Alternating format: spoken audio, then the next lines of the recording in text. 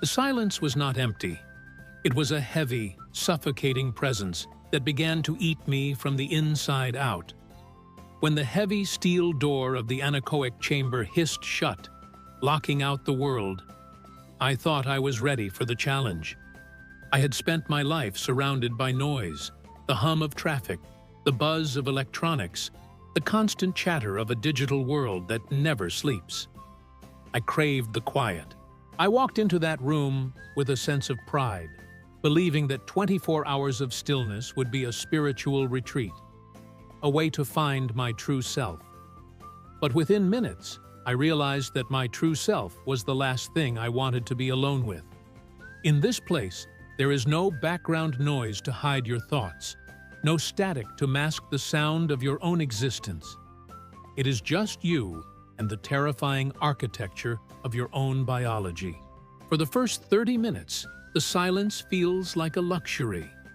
You sit on the mesh floor, suspended over thousands of fiberglass wedges that absorb 99.9% of all sound.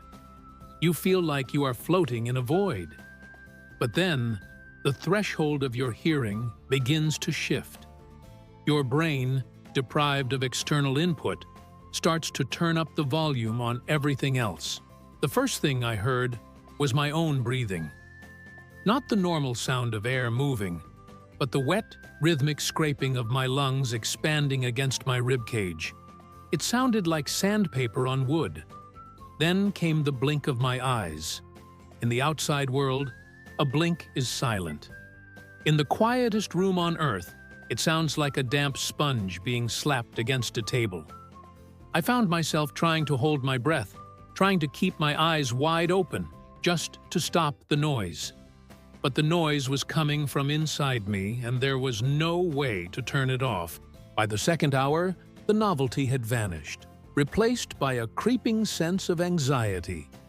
My heart, which I usually only feel after a run or a scare, became the lead drummer in a dark internal orchestra. I could hear the blood rushing through my carotid arteries, a high-pitched whistling sound that pulsed in time with my pulse. It was the sound of my own life support system, and it was deafening. I began to realize that we are never truly quiet. We are walking, talking machines of meat and bone, and we are incredibly loud. I felt a sudden, irrational sense of disgust for my own body. The grinding of my neck vertebrae when I turned my head sounded like a rusted gate being forced open. If you are starting to feel the weight of this silence with me, please take a moment to subscribe to Global Mysteries HQ and join our community of truth seekers. We explore the deepest psychological and physical mysteries of our world, and your support is the only thing that keeps us diving into the darkness. As the clock ticked toward hour 5, time began to distort. Without the rhythmic cues of the outside world, without the sun moving or the sounds of life outside, a minute began to feel like an hour. I found myself checking my watch every few seconds, only to find that the second hand had barely moved. The silence was becoming a physical pressure, like being at the bottom of a deep swimming pool. My ears felt like they were vibrating, searching for a sound that wasn't there. This is when the hallucinations started. It began with a low mechanical hum that I was certain was coming from the ventilation system. I spent an hour crawling around the floor, pressing my ear to the walls, trying to find the source. But there was no vent. There was no hum. My brain was simply inventing a sound to fill the void, a desperate attempt by my nervous system to maintain its sanity. By the 10th hour, I was no longer an observer of the experiment, I was a victim of it. The darkness of the room, combined with the lack of sound, triggered a primitive fear that I didn't know I possessed. I felt like I was being watched. I knew logically that the room was empty, that I was the only person there, but my amygdala was screaming that I was being hunted. Every time I shifted my weight, the creak of the mesh floor sounded like a footstep behind me. I began to talk to myself just to hear a human voice. I told stories, I sang songs, I recited every poem I could remember. But my voice sounded thin and alien, like it belonged to someone else. It didn't provide comfort, it only highlighted how alone I truly was. I found myself apologizing to the walls, begging for a sign that the world still existed outside that steel door. If you have ever felt a sense of isolation that you couldn't explain, or if you have a story about a place that felt truly haunted by silence, tell us in the comments below. Your experiences help us understand the fragile balance of the human mind. And liking this video helps us reach others who might be struggling with the same questions. The middle of the night was a descent into total psychological collapse. I reached a point where I could no longer tell if my eyes were open or closed. The darkness was so absolute that there was no difference.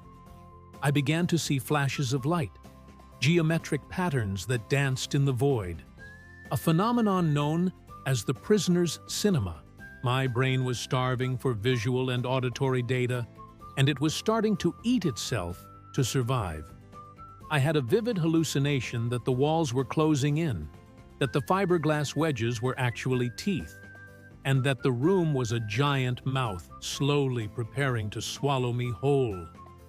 I felt the breath of something cold on the back of my neck. I spun around, swinging my arms in the dark, hitting nothing but the silent, unyielding air. I collapsed into a corner, sobbing, the sound of my own grief echoing in my head like a thunderclap. Between hour 18 and 20, I entered a state of catatonia. I didn't move. I didn't speak. I just sat there, listening to the roar of my own nervous system. I could hear the electrical firing of my own thoughts, a static crackle that seemed to emanate from the base of my skull. I felt like I had been stripped down to my most basic elements. The person I was before I entered this room, the person with a job, a family, and a future, was gone. There was only the silence and the meat. I realized that our entire civilization is just a giant distraction, a massive wall of noise we have built to keep us from realizing how small and fragile we really are. The fear of death is nothing compared to the fear of the absolute quiet that comes after. When the 24 hours were finally up and the technicians opened the door, the sound of the latch turning was like a gunshot. The light from the hallway was blinding, and the hum of the building's air conditioning sounded like a jet engine. I walked out into the world, but I didn't feel like I had returned. I felt like a ghost. For weeks afterward, I couldn't stand to be in a quiet room. I had to have the television on, or music playing, or a fan running at all times. The silence had left a scar on my psyche, a permanent awareness that the world is a much darker and quieter place than we pretend it is. I spent 24 hours in the world's quietest room, and it didn't just break me. It erased the version of me that believed in the solidity of reality.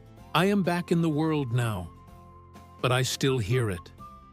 In the middle of the night, when the house is still, I can hear my blood rushing. I can hear my joints grinding, and I can hear the silence waiting at the edge of the room, patient and hungry.